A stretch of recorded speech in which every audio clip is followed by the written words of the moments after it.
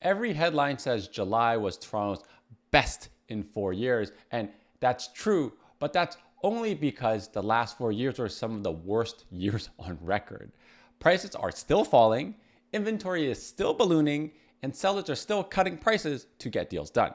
Right now, buyers have more power than they've ever had in years, so stick around because I'm going to show you exactly what the latest data reveals and how you can use that to your advantage before the market does actually flip at some point. Hi, my name is Zen, and if you enjoy my data-driven and number-crunching real estate updates, be sure to like and subscribe. Every headline I'm reading right now is saying that this is the best July in 4 years. And you can see that at CBC. Housing market is best July in 4 years. You also see this in the Globe. Price cuts spark a July surge in Toronto home sales. You also see this in the Star. Best July in 4 years. You see this also in Global News. Best July in 4 years. And all of this actually stems from our board, the Toronto Real Estate Board, where they're saying this. The GTA experienced the best home sales result for the month of July since 2021. And while this is true, this is more noise than it is signal. So let's break it all down. This is the chart I always use for tracking the number of sales.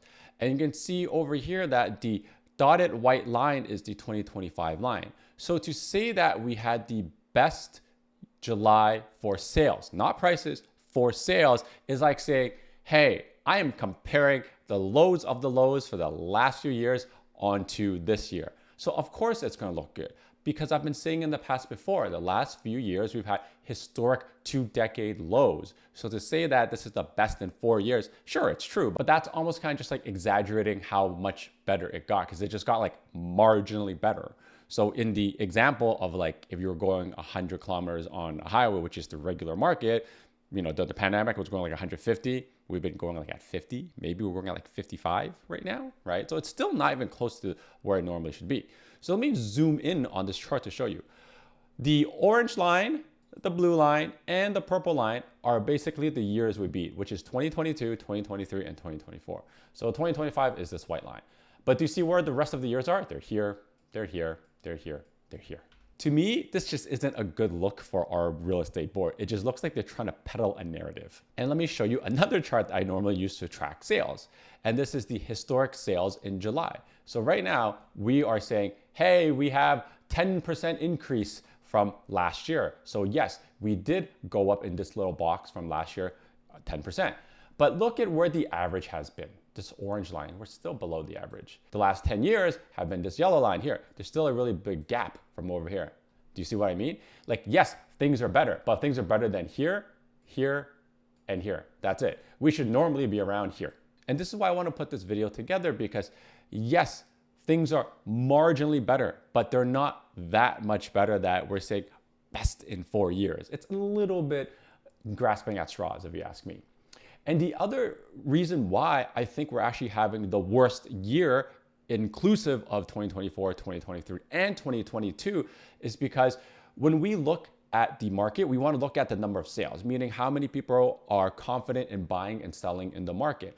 And you can see right now, year-to-date sales, meaning from January to July, end of July, July 31st, so 7 months, we've had a total of 37,000 sales. That means there's 37 buyers and 37 sellers, which is a very low number. Because if we're saying, hey, we've had the best July in the last 4 years, well, we really got to look at the accumulation of sales because we have to remember the tariffs have changed a lot of the confidence in the market where it's delayed a lot of purchases and sales from the month of February, March, and April. And maybe we're getting a little bit of, call it, confidence or, hey, I'm just dealing with the uncertainty and I'm just going to move on.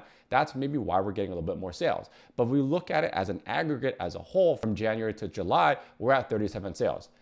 Last year, which was not as best as this year, had 42,000 sales. The prior year had 44. The prior year to that had 52.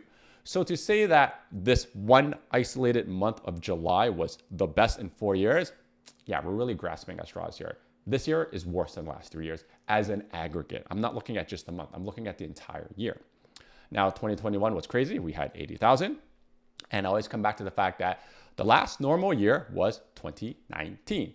So from 52,000 to 37, we're down quite a lot. Now, this chart over here is showing you how many less sales than there were in the prior years. So again, this year we had 37,000. So we are now accumulatively from January to July have 12% less sales than last year, 16% less sales than 2023, almost 30% sales less than 2022. And to the normal year, like I was saying always, is that we're now 29% less than the normal year. So we have 30% less sales. So I wouldn't say that the market is good per se. And I really don't think that the confidence is going to spurt right back up in the fall. As I was saying in the last video, there's a lot of headwinds coming against us right now. Hey, it's me interrupting myself. Ready to make a move? Just one free call, no hassle, but decades of experience to work for you.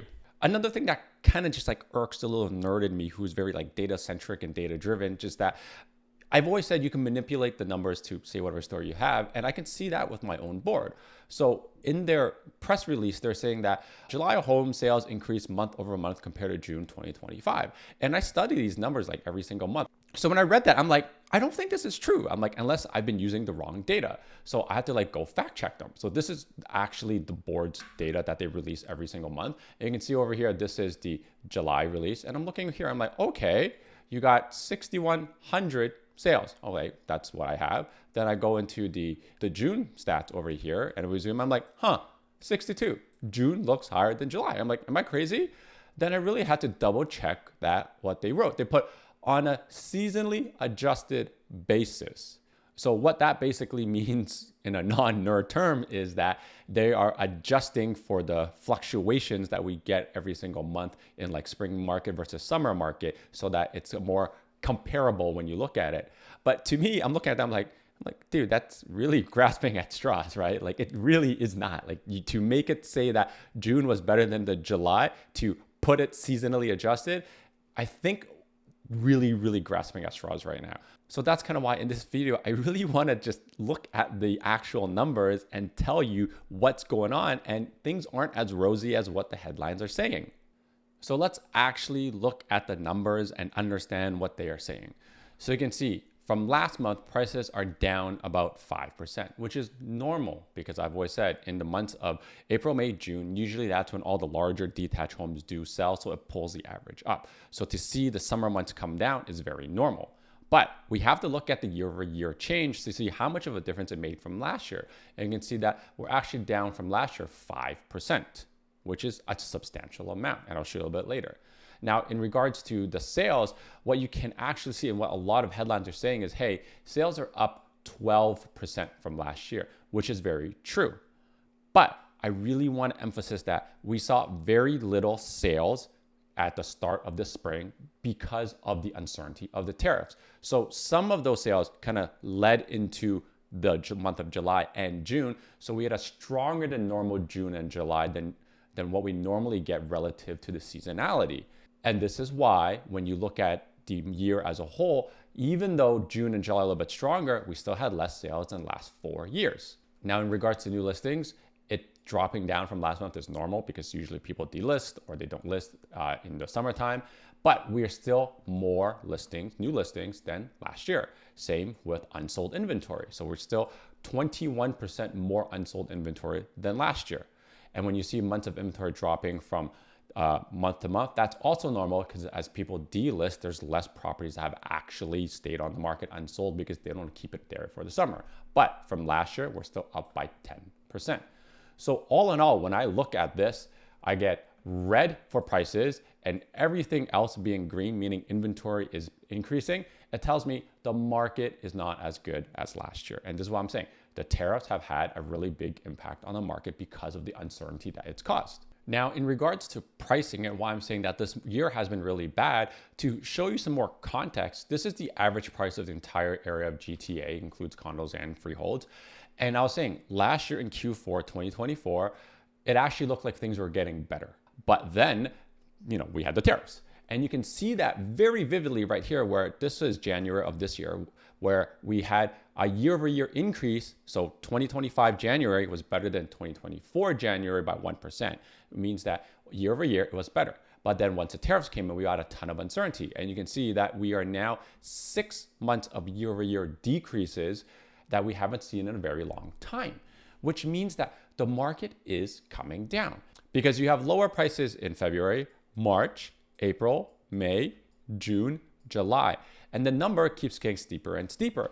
So it tells me that I really do not think that this magical fall market is going to be any different. If anything, it's going to stay the same. So do I expect prices to be below this light blue line over here for the rest of the year? Yeah, very likely. Because when we look at the number of unsold inventory, which really dictates the amount of choices buyers have and how much pricing pressure there is for buyers, you can see that there is still a lot of unsold inventory.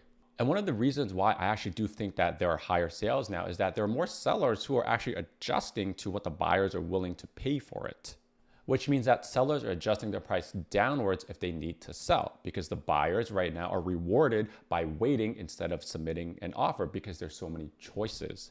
And this is exactly why I think the prices are going to continue coming down and sales will increase, because the sellers who need to sell will adjust the prices down, which ultimately means that affordability is going to get better, and whatever better means for you. But it just means that if there are some first-time home buyers looking at this and like, hey, this may be an opportunity for me to negotiate something below the average, below what the last comp was. And this is what I've been saying for the last few months. You have leverage as a buyer. It may be worth looking at some properties right now to see if you can find someone who's willing to sell at the price you're willing to pay for it. Quick sidebar, if you're buying but not sure where to start or what's even a good deal, just hit the link in the description below. Tell me what you're looking at and I'll break it all down for you. No fluff, no BS, just real talk from a human and not just another chatbot. And when we look at the months of inventory, which I've always said is the leading indicator of where the prices are going to go down, you can still see that right now we're still hovering at 5. And anything below 4 is a seller's market. And right now we're still between 4 and 6, which is technically a balanced market. But because there's so much inventory and the buyers are still on the sidelines from uncertainty, there is pricing pressure going downwards. And do I expect the months of inventory to increase in the fall? The answer is yes, because there's gonna be a lot of people listing in September, like I was saying in my previous video. And you can see that there's a spike over here in 2024. And would I expect to see a spike like this in the fall? Very likely as well, which means that the months of inventory will be higher and there will be additional pricing pressure downwards if you want to sell the property. Now, looking at the historic numbers to give you some context so that you're not just reading headlines, look how much excess unsold supply there is in July. 30,000. We've never hit that before. It's crazy high. It's crazy high. Then when you look at new listings, it's a little bit higher than what it normally is, which doesn't really move the needle that much. But because we have so much unsold inventory over here, any additional unsold inventory is just going to make things worse. And when we look at the months of inventory, like I was saying before, we're at 5. We've never been this high before. There is pricing pressure going downwards. And lastly, I just want to give you kind of a snapshot of how the market is going in each micro market. So over here, looking at Toronto, your detached semi towns and condos, you can see from last month, all the prices have come down. And then you have your months of inventory, which basically just dictates whether the prices are going up or down. And you can see that the detached market actually is increasing in months of inventory, which means there's more pricing pressure. But same thing, there's still a very low amount of inventory for your semis in the area, which means that it's still fairly competitive if you have that very good semi. Now, when you look in the 905 for the same thing, you can see, again, same thing, the detaches are very soft, which is very normal in the summertime because usually detached homes are family homes and most of the families are out of school right now or summer camp and they're really not looking at homes. And same thing, the semis are kind of what's performing. So it's that kind of like comfortable, call it 1.2, 1.3 range in Toronto and about 900 in the 905 where there's a little bit of movement, but really outside of that, not that much movement and things are progressively getting worse because you can see months of inventory is red. It's red means prices are coming down. Balanced yellow, it may not come down, it may come down. It's just kind of in that balanced category. So hopefully that gives you an idea of like what's actually happening in the real estate market while looking at the actual data as opposed to trying to manipulate a narrative out of that data, like really grasping at straws. And if you want to understand where my thoughts are for the fall market, make sure to check out the video that's on the screen right now. We're talking about how I think there's going to be a boatload of new listings coming on in September. I'll see you in that next video. Until next time, your move, your future. See ya.